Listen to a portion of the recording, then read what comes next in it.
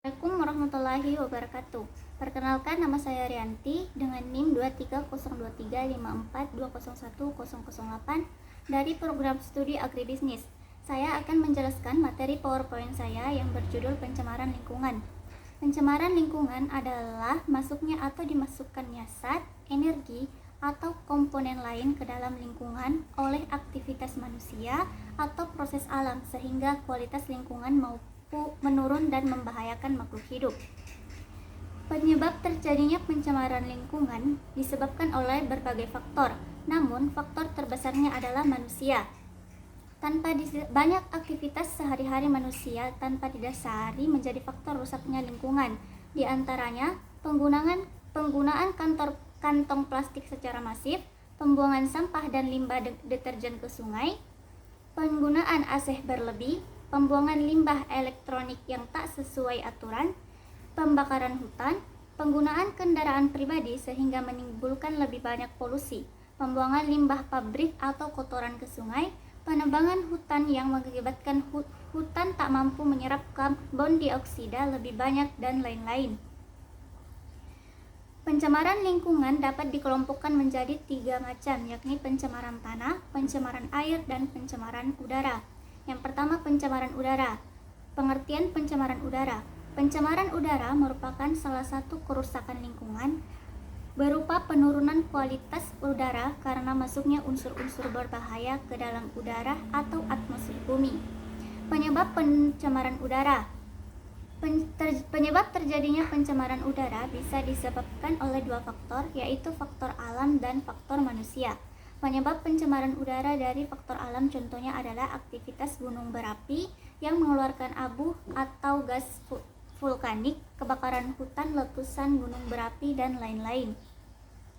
Penyebab pencemaran udara yang kedua adalah faktor manusia dengan segala aktivitasnya. Berbagai kegiatan manusia dapat menghasilkan polutan seperti penggunaan kendaraan pribadi. Dampak pencemaran udara. Dampak dari pencemaran udara antara lain menimbulkan bibit penyakit seperti asma, membuat mata merah dan iritasi, gangguan pada pernafasan, mengurangi jarak pandang, dan pemanasan global, dan lain sebagainya. Upaya pencegahan yang dapat dilakukan untuk mencegah pencemaran udara adalah: pertama, mengganti bahan bakar kendaraan bermotor dengan bahan bakar yang tidak menghasilkan gas karbon monoksida. Yang kedua, pengolahan atau daur ulang limbah asap industri. Yang ketiga, penghijauan dan reboisasi atau penanaman kembali pohon-pohon pengganti. Yang keempat, menghentikan pembakaran hutan, dan lain-lain. Yang kedua adalah pencemaran air. Pencemaran air adalah masuknya atau dimasukkannya makhluk hidup, zat, energi atau komponen lain ke dalam air oleh kegiatan manusia sehingga kualitas dari air tersebut menurun hingga batas tertentu yang menyebabkan air tidak berguna lagi sesuai dengan peruntukannya. Penyebab pencemaran air ada bermacam-macam. Yang pertama adalah limbah rumah tangga. Contohnya seperti sisa makanan, minyak, plastik, atau air bekas cucian. Yang kedua itu limbah industri, contohnya seperti minyak atau cairan kimia. Yang ketiga itu limbah pertanian, seperti pestisida atau pupuk. Yang keempat itu kebocoran dan tumpahan minyak, seperti dari kapal atau pipa minyak. Yang keempat itu proses alami, seperti erosi tanah dan letusan gunung berapi. Yang kelima, pemanasan global, yang menyebabkan suhu naik dan dapat membunuh hewan air, dan lain-lain. Dampak pencemaran air. Pencemaran air dapat memiliki dampak yang signifikan baik pada manusia, lingkungan, dan ekosistem. Berikut ini beberapa dampak pencemaran air. Yang pertama itu penyakit. Air yang tercemar dapat menyebabkan berbagai penyakit seperti diare, kolera, tifus, dan hepatitis A. Paparan jangka panjang terhadap zat-zat kimia berbahaya dalam air dapat menyebabkan penyakit kronis seperti kanker dan gangguan endokrin. Yang kedua, kerusakan ekosistem. Pencemaran air dapat merusak ekosistem dan mengganggu rantai makanan. Yang ketiga, kerusakan tanaman. Zat berbahaya dalam air dapat mengganggu proses fotosintesis tanaman sehingga pertumbuhannya terganggu atau bahkan mati. Yang itu pendangkalan sungai. Pencemaran air dapat menyebabkan pendangkalan sungai yang dapat menyebabkan banjir. Banjir yang membawa air tercemar dapat menyebabkan wabah penyakit. Yang kelima, hilangnya kesuburan tanah. Pencemaran air dapat mengubah kandungan unsur kimia tanah alami, sehingga tanah menjadi tidak stabil dan unsur haranya berkurang. Hal ini dapat membuat tanaman sulit berkembang atau mati. Upaya pencegahan. Berikut adalah beberapa upaya yang dapat dilakukan untuk mencegah terjadinya pencemaran air. Yang pertama, mengolah limbah dengan benar. Seperti gunakan teknologi pengolahan limbah yang memadai sebelum membuang limbah cair ke sungai. Memilah sampah. Pisahkan sampah organik dan anorganik. Sampah organik dapat dijadikan kompos, sedangkan sampah anorganik dapat didaur ulang. Mengurangi penggunaan bahan kimia. Kurangi penggunaan pestisida, pupuk, dan bahan kimia berbahaya lainnya. Membuat tempat pembuangan sampah. Buat tempat pembuangan sampah dan penampungan limbah. Jauhkan sumber polutan. Jauhkan sumber polutan dari sumber air dan lain sebagainya. Yang ketiga, pencemaran tanah. Pengertian pencemaran tanah. Pencemaran tanah adalah kondisi ketika tanah terkontaminasi oleh bahan kimia atau limbah melebihi kadar normal sehingga merusak kualitas tanah. Penyebab pencemaran tanah dapat terjadi oleh berbagai hal, diantaranya yang pertama limbah. Contohnya seperti limbah rumah tangga seperti sisa makanan, air bekas mencuci, dan air bekas deterjen dapat mencemari tanah. Limbah industri juga dapat mencemari tanah, misalnya limbah dari pabrik pakaian, makanan, bahan bangunan, dan alat elektronik. Yang kedua, bahan kimia. Penggunaan pupuk anorganik, pestisida, dan herbisida secara berlebihan dapat mencemari tanah.